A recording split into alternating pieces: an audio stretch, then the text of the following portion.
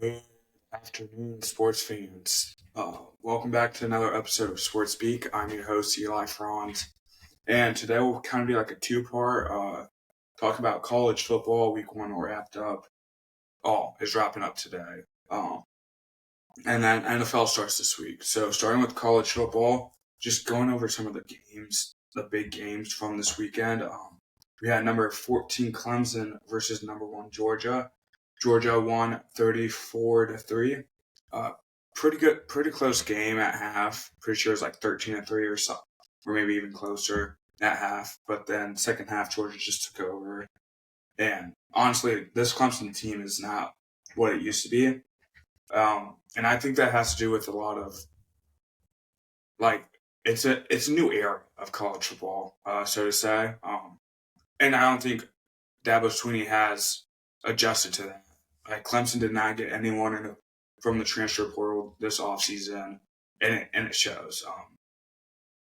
No offense, Caleb Klubnik is not the answer for Clemson. I don't think so. I think they needed to invest in a quarterback from the transfer portal. Obviously, too late now, but yeah, Clemson's still a bit behind. Dabo's still a bit behind. And Dabo needs to adjust to the changes, or else he's got to be done coaching. But yeah, no, pretty good game for Georgia. As I said, it was close up until half, but Georgia took over. That's what we expect to see out of Georgia. Yeah, nothing really more about that game. And then we had Penn State versus West Virginia. Penn State won 34-12. I know that game was delayed for quite some time down in West Virginia due to rain. Some fans waited it out, some fans did not.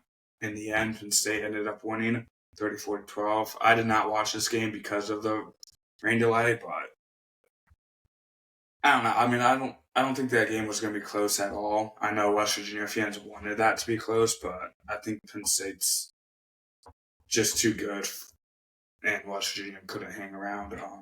I know Penn State always starts like this, and they end up always losing or losing games and not ending how they started the season. But maybe this year will be different. But yeah, pretty good one from Penn State. And then just last night we had number 23 USC versus number 13 LSU. USC won 27-20. Did not watch this game. Once again, I heard it was a really close game, really good game. Pretty sure USC scored a game-winning touchdown with 10 seconds left. Did see that Brian Kelly was not happy about the game afterwards. He was a little upset.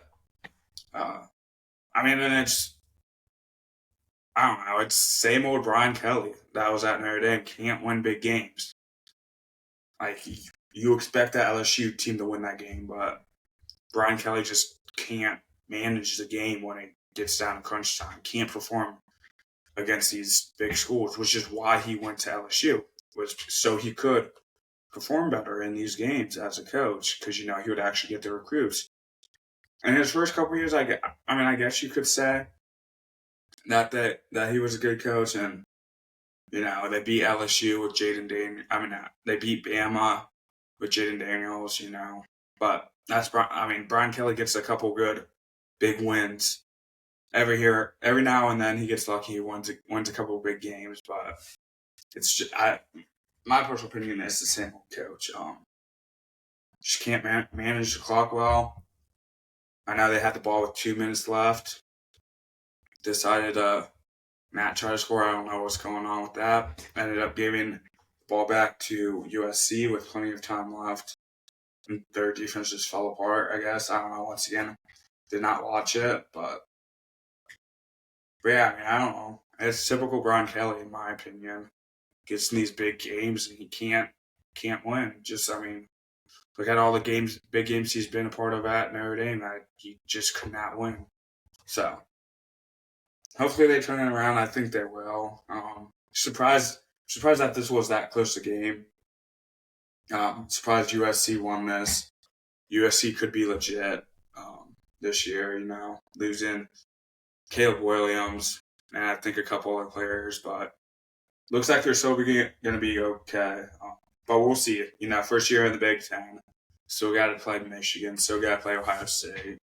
Still got to play Oregon, which that Oregon game was pretty close. Both the Oregon and Michigan game were close. Ultimately, Oregon and Michigan won. But yeah, it's gonna be fun to see how USC, how the rest of their season goes. But yeah, and then the last big game of the weekend was number 7 Notre Dame on the road against number 20 Texas A&M. Game day was there. I don't know what else to say. Notre Dame took care of business though. Got the win, 23-13. Very, very much a defensive game. Pretty sure it was tied 6-6 going at half. Notre Dame was the first to score an actual touchdown. Yeah, really great game for Notre Dame. Notre Dame's secondary, lights out. Notre Dame's whole defense is going to be lights out this year. They're going to be a good defense. Now we just got to get the offense going. And I know we didn't have our starting left tackle, Riley Leonard's first game since getting hurt against Notre Dame last year. So, a lot of things that we got to fix. We will fix them now. It's game 1. We went into A&M. No one had us win. College game day, everyone picked A&M to win. And the biggest thing was, it's a night game in A&M. They did not give any reason as to why A&M would win. They just said it was a night game in A&M, which I guess that's a pretty good reason, but usually it's also like, oh, this quarterback's really good, or this coach is good. It just wasn't that though. It's a night game. Notre Dame doesn't know what they're getting themselves into. Even that's what Nick Saban said. He said he loves Marcus Freeman, but he doesn't know what he's getting himself into by going on the road in A&M in the night game. And I guess we proved Nick Saban wrong. Love Nick Saban, think he's a great coach and all, but missed with that point. And I expected a good reason out of him as to why Notre Dame would lose that game, but he didn't give it to me. He just said it was because it was a night game. Like that's not a reason why the team should win. And A&M was favored. So, I don't know. Notre Dame handled business. That's all I know. A&M's going to be terrible like they are every year. That's all I know. You guys can come at me for saying that. Notre Dame's a legit contender this year, though. I'm tired of this. As I said in the last week's episode about Notre Dame, I'm tired of this overrated crap. We're not overrated. All right, we're here to play. I know you guys only won a big game. You don't know how to act. Yeah, we do. Okay. It's just when everyone counts us out and no one has faith in us, then that gives us more reason to be excited after we get that big win.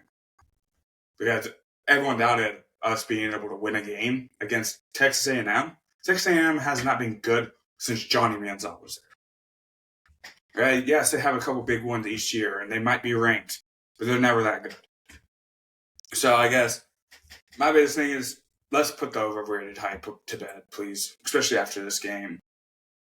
Like, we went into A&M, supposedly one of the hardest stadiums to play in, and we won by double digits. Yeah, it was an ugly game. For both sides, it was an ugly game. Ultimately, we ended up getting the dub. We ended up smacking them in the mouth and getting the dub. As I said we would. Would have wished it was by more, but a win's a win. Especially with Michigan and Oregon both narrowly beating their opponents. A win is a win. I don't know. We need to put this overrated bullcrap to bed right now. Because we are not overrated. If this game does not show it, then no game will show it for you guys until we win the championship. Which we might. We are legit contenders this year. It's like, oh, wait till you actually play a good team. Okay. Everyone was against Notre Dame being able to beat A&M. And we still have USC to play. We still have Louisville to play. Louisville's going to be a good team. Doubt me now if you want. Louisville will be a good team. USC will be a good team. Florida State will bounce back from that loss, and they will be a good team. That's 3 good teams we still have to play. Okay, but you only have to You're only on the road for one of them. Okay? If you're a really good team, you'll be able to travel anywhere and win games no matter what. As we showed this past Saturday, a good team can go anywhere and win a game. And if Florida State's as good as they say they are, if Louisville is as good as I said they will be, they'll be able to come into South Bend and put up a fight against us. Will they? I'm not sure. Okay, I don't know if they will be. I hope it's a close game. But yeah, I mean, Notre Dame's legit contenders. Yeah, it's just going to be interesting to see how the rest of the season plays out for Notre Dame, but very excited that Notre Dame got that dub and showed up a lot of people. Because that was the main thing that I wanted to walk away from this weekend was that Notre Dame shut up everyone that was saying that they weren't good, that they wouldn't be able to beat A&M just because it was a road game.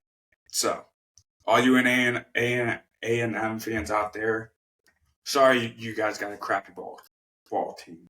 Sorry your quarterback sucks. Sorry your coach sucks. I mean, your defense is pretty good. Your defensive line's pretty good. Sorry everyone else sucks, and you can't. You probably won't win a game. Might win one or two games, but yeah. So anyway, college football week 1 wraps up tonight, I believe, with Florida State, Boston College. I was not going to put that on there because Boston College is going to get smacked. Florida State's bounce back week. Yeah. I'm surprised Florida State's playing again after just playing last week, but here they are. They play tonight. Pretty sure it's in Florida State, in Tallahassee. Yeah. It's in Tallahassee. It's a night game. So that's a win for Florida State. Anything can happen, though. Everyone thought Florida State was going to smack the crap out of Georgia Tech. They didn't. But once again, it's Boston College, and Boston College is not that good. So, week 1 wraps up tonight. Week 2 starts next Saturday. College football is back in general. I'll get to the NFL here in a minute, but college football is back, and I like college football more than NFL. Not by much, but college football is more entertaining to watch. But yeah, so week 1, that was week 1 of college football. Excited for week 2. Excited for the year. Yeah. So now switching over to the NFL. Starts this Thursday. Starts with the Ravens versus Chiefs. AFC Championship rematch. It's going to be a good game, I feel like, especially with the additions both the Chiefs and Raven have added on offense. So, yeah, I feel like it's going to be a good game. It's going to be a dogfight. However, I think week 1 in Arrowhead, I think the Chiefs win it. In Arrowhead, week 1, crowd's going to be loud. Everyone's going to be ready to be back. And I think the Chiefs get the win. I would love to see the Ravens win. Not really a fan of either team, but I would prefer the Ravens win over the Chiefs because I don't really like the Chiefs. But yeah, I mean, it's going to be a good game. I would not be surprised if the refs pull something to help the Chiefs win. They always do. But excited for that game. And then Friday, we got the Packers versus Eagles. This game is being played in Brazil, I believe. Yes, it is in Brazil.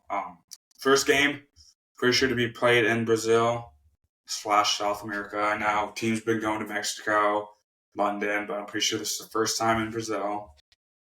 I don't know. I feel like this could be a good game for both teams. But yeah, I mean, I think that's going to be a good game. I think both of these first 2 games to kick off the NFL season will be a good one.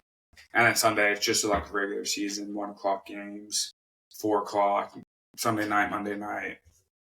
But yeah, football's back. Yeah, let's talk about the Bengals. The Bengals are my team, and I know what you're going to say. Well, the Guardians are also your team, so how are you going to be a Guardians fan and a Bengals fan? I don't know, if I'm being honest. I just prefer the Bengals over the Browns. But yeah, no, the Bengals have been having a lot of contract issues this offseason. T. Higgins wouldn't sign his franchise tag for the longest time. Finally did. Now Jamar Chase is sitting out of practice because he can't, because of his contract, which is really stupid, in my opinion. Like, you will get paid no matter what, Jamar. All right, he knows this. We know this. He knows this. All right, we will pay him. So I don't understand why you have to sit out of practice. Why do that? Like, I know he's still going to go out week one, perform if he plays. But still, why would you not take those reps? You know, like Joe Burrow got hurt last year, Jamar. You played a couple games without him. Played the rest of the year without him. You know, you would think he would show up in practice to get back in rhythm with Joe Burrow. I think it's really stupid how he's not practicing just because he hasn't. The Bengals haven't offered him a new contract, but it's coming. Zach Taylor said it's coming. Mike Brown said it's coming. It will come, Jamar. All right, but we need you to practice so that we're ready for week one against the Patriots. Yeah, I just find it really stupid. If anyone knows why this is a smart move, it's not a smart move whatsoever. But if anyone knows why, feel free to let me know. But I feel like it's really dumb. And I know it's his agent telling him to sit, wait till he gets money, but still, come on. Jamar, you're going to get paid. And I know your friend Justin Jefferson just got paid, is the highest paid wide receiver. And now I know you want the same contract, but a penny more than him. But I don't know. You'll get it.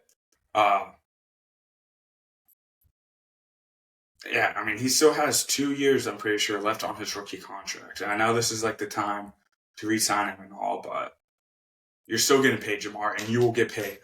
Like, we will pay you. You're probably the best wide receiver we've seen since AJ Green. So you will get paid. Don't worry. Please just practice. Please actually play week one. Don't come up with some bullcrap excuse why you can't play because you're still waiting on the contract. Like, you're gonna get paid, Jamar. Okay? Like, it's so stupid how they sit out and they don't practice just because I need to get paid. Yeah, okay. Everyone working wants to get paid, Jamar. You think they just don't go to work because they're not getting paid what they want to get paid? If that was the case, we would not have an economy right now. And I know it's different. It's like, you can't be comparing that to the NFL. I get it. You can't really, but you can to an extent. Like, don't worry, Jamar. Just go out and do your job. Like, go out and be great. We know you will be. We will get you your money. But I'm just tired of him sitting out. I don't understand. I really don't understand the reason behind this. Because he will get paid. I don't understand why you need to make it public. Like, oh, I want to get paid. Yeah, no crap, you want to get paid. Like, you're making millions, Jamar. Don't worry. We will get you your money. Please just practice. Please help us get better and win the Super Bowl this year. Because this is our last chance to do it, I feel like. This is one of the last good opportunities we have to win a Super Bowl. Last year with T. Higgins, last year, I think this is our best shot. Best shot is winning this year. So, but, Jamar, if you could just please show up to practice and practice, that would be lovely. Everyone would appreciate that. And now it's game week, so if you can just show up to practice this week and actually practice, not be 13 minutes late wearing street clothes. Like, come on. Actually, I'm almost half inclined to tell him not to re-sign you because you're acting like this. But I know that's stupid because he is good and we need him. But bro, just show up to practice and practice, please. Like, we get it. You've made your point. You want to get paid. So does everyone else. But by you not practicing, you're not helping the team. All right, you have to show up to practice. You have to put in those reps. And I know he's still doing his individual workouts, okay? But that's not building chemistry. That's not building team chemistry with these guys. Okay, you're just more focused on yourself than you are on the team. No, a good player will just go like, I'll get paid when I get paid. Let me go out, let me practice. And T. Higgins is the same thing. All right, and I was hating on T when he did it. But then he signed it, and now he's practicing. You will get your money, Jamal. Okay, don't worry. But be a bigger person. Show up to practice on time, ready to practice, and actually practice. All right, build the connections that you need to build, and help us win the Super Bowl. Like, I understand you want to get paid, Jamar, but just show up and actually practice. Like that. That's the stupidest thing I've ever heard. Is I'm going to be 13 minutes late to practice. I'm not going to practice because I want money. Like, bro, come on. We will pay you. You know we will pay you. The reason why we gave T. Higgins a franchise tag was so we would have room to pay you. Like, you're going to get paid, Jamar.